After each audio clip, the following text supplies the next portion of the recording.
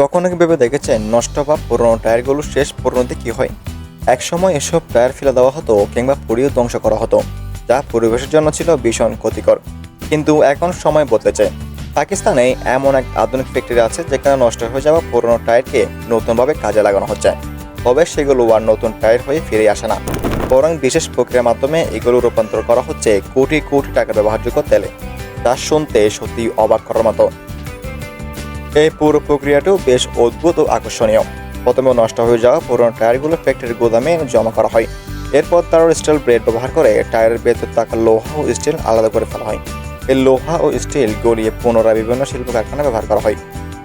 এরপর টায়ারের চারপাশের অংশগুলো গোল করে কেটে নেওয়া হয়, যাতে এগুলো অন্য জায়গায় নিয়ে যেতে কোনো ঝামেলা না হয়।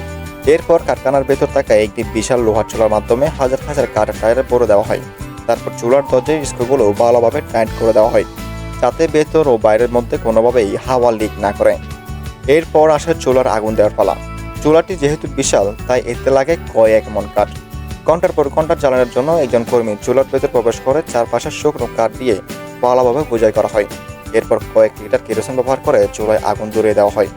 আগুনের তাপ যেন সব টায়ারের সমানভাবে লাগে, সেই জন্য পুরো চুলাটি মেশিনের মাধ্যমে ঘোরানো হয়।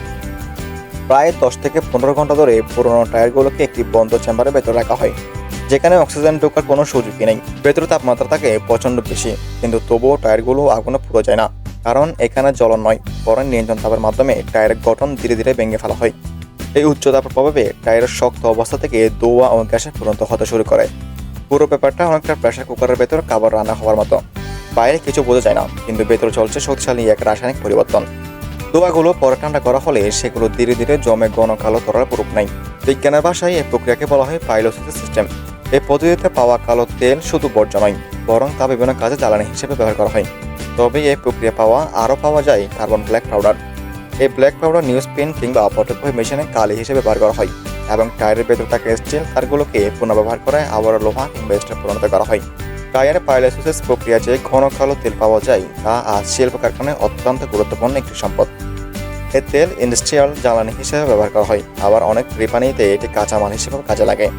সহজলভ্যভাবে এবং তুলনামূলক সস্তা হওয়ার কারণে দিন যত যাচ্ছে এই তেলের চাহিদা তত দ্রুত বাড়ছে।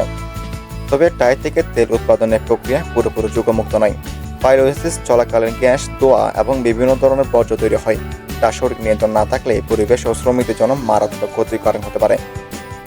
বিশেষ করে ধোঁয়া, বাষ্পে সালফারযুক্ত বেনজিন সহ নানা ক্ষতিকর রাসায়নিক উৎপাদন থাকতে পারে, যা দীর্ঘদিন শরীরে প্রবেশ করলে শ্বাসকষ্ট, ফুসফুসের জটিল রোগ সহ গুরুতর স্বাস্থ্য ঝুঁকির তৈরি হয়। এই কারণে টায়ার পাইলোসিস কারখানায় শ্রমিকদের নিরাপত্তা অত্যন্ত গুরুত্বপূর্ণ বিষয়।